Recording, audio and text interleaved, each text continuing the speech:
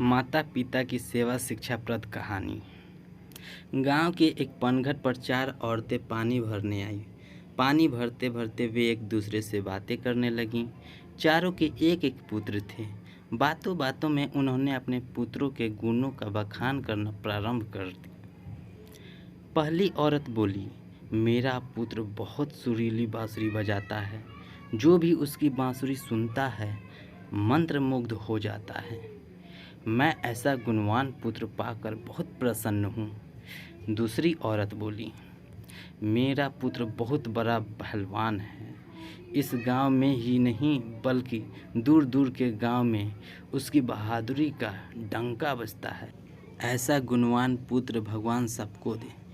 तीसरी औरत कहाँ पीछे रहती। वह बोली, मेरा पुत्र कुशार्ग बुद्धि है। उससे अधिक बुद्धिमान इस पूरे गांव में नहीं।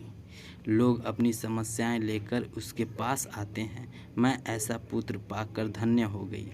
चौथी औरत ने सबकी बातें सुनी लेकिन कहा कुछ भी नहीं। इस पर वे औरतें उससे कहने लगी कि उसकी माँ पानी से भरा घड़ा नहीं उठा पा रही है, किंतु वह यह अनदेखा कर बांसुरी बजाते हुए वहाँ से चला गया। दूसरी औरत का पहलवान पुत्र कुछ ही दूरी पर मुद्रर घुमा रहा था। उसकी माँ कुएं से घड़ा उठाकर जैसे ही उतरी, उसका पैर फिसल गया।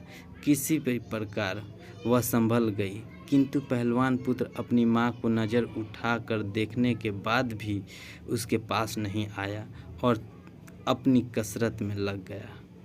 तीसरी औरत का पुत्र भी वहाँ से किताब पढ़ते हुए निकला।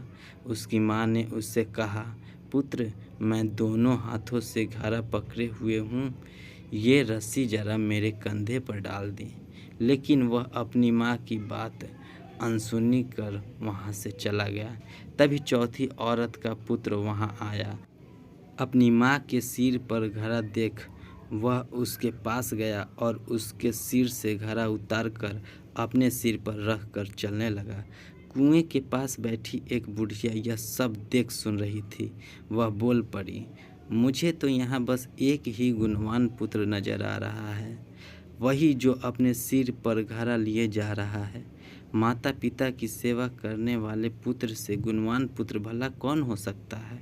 गुणवान वही है जो अपने माता पिता की सेवा करे और साथ ही साथ सबकी सहायता के लिए तत्पर रहे। इससे आपको क्या सीख मिलती है, कमेंट में ज़रूर साझा करें। धन्यवाद।